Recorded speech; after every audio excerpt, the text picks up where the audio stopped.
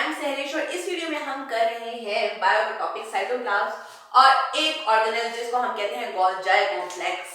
तो पहले पढ़ते हैं कि जो साइटोप्लाज्म क्या है। हम कहते हैं इस ये अगर हमारे पास सेल है, ठीक है, इस सेल के अंदर अगर न्यूक्लियस है और बाकी यहाँ पे कुछ लिक्विड मटेरियल है हमारे पास, और जो लिक्विड मटेरियल है जिसके अंदर सारे ऑर्गेनेल्स फ्लोट कर रही हैं वो हमारे पास है साइटोप्लाज्म, ठीक है। अब ये जो साइटोप्लाज्म का सॉल्युबल पार्ट है इसको हम कह रहे हैं साइटोसोल, जिसके अंदर हम कहते हैं मेनली 90% वाटर है हमारे पास। और ये जो सॉल्युबल पार्ट है इसको हम कह रहे हैं साइटोसोल, जिसमें हमारे पास 90% वाटर है। अब इसके अलावा यहाँ पे कुछ सॉल्ट्स भी हैं, दूसरे मटेरियल्स भी हैं। आपको पता है वाटर भी होता है, सॉल्ट भी होते हैं, आपको फूड मटेरियल भी होता है, अमीनो एसिड भी होते हैं क्योंकि ब्रेकडाउन तो हो रही है ना। तो अब इसके आगे दो पार्ट्स बनते हैं उस मटेरियल के अदर देन साइटोसोल। तो वो होता है अगर हमारे पास विस्कस पार्ट हो तो वो जेल बना देता है। आपको पता है जेली बड़ी विस्कस थिक सी होती है, गाढ़ी सी होती है, हनी होता है, तो उसको हम कहते हैं जेल। और जो नॉन विस्कस पार्ट होता है उसको हम कहते हैं सोल। क्लियर? देन इसका ये तो हो गया इसका स्ट्रक्चर अच्छे से डिफाइन कर दिया। अब इसका फंक्शन डिफाइन करते हैं।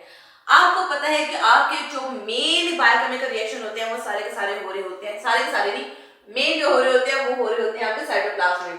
और एक बहुत इंपॉर्टेंट रिएक्शन है ग्लाइकोलाइसिस, जो कि ग्लूकोज को तोड़ता है और आगे एनर्जी प्रोड्यूस होती है। वो आगे माइटोकॉन्ड्रिया में जाता है, वो अलग कहानी है, लेकिन फिलहाल ग्लाइकोलाइसिस को डिस्कस करेंगे कि वो इस साइटोप्लाज्म में होती है। देन इसके अंदर डिफरेंट टाइप ऑफ ऑर्गेनल्स होते हैं और ऑर्गेनल्स तैरे होते हैं।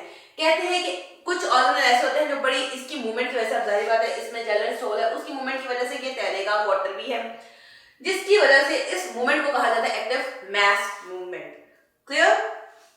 देन हमारे पास अगली हम जो एक ऑर्गेनेल आज हम डिस्कस करें वो है गोल्गी ऑपरेटर्स। तो गोल्गी ऑपरेटर्स एक साइंटिस्ट के नाम पर है, तो उसने कहा था गोल्गी ऑपरेटर्स क्या करता है, वो ट्रांसपोर्टेशन में हेल्प करता है वेसिकल्स की या मटेरियल की आप कह लो मूवमेंट में या सिक्रीशंस की मूवमेंट में। तो अगर आप इसका स्ट्रक्चर देखो तो इसके ऊपर वेसिकल्स होते हैं जो मिल के एक नेटवर्क बनाते हैं, ठीक है।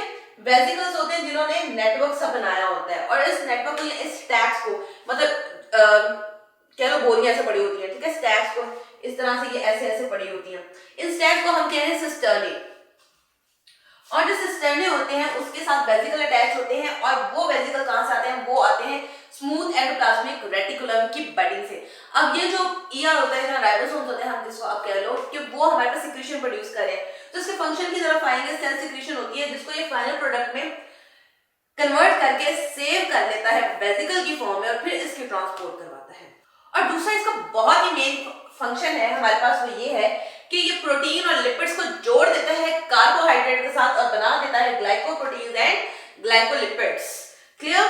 तो ये था इसका स्ट्रक्चर, इस साइड पे जो लिखा हुआ है, और ये है इनके फंक्शंस। तो ये मेन पॉइंट्स हैं जिन पे आप बात कर सकते हो। क्लियर?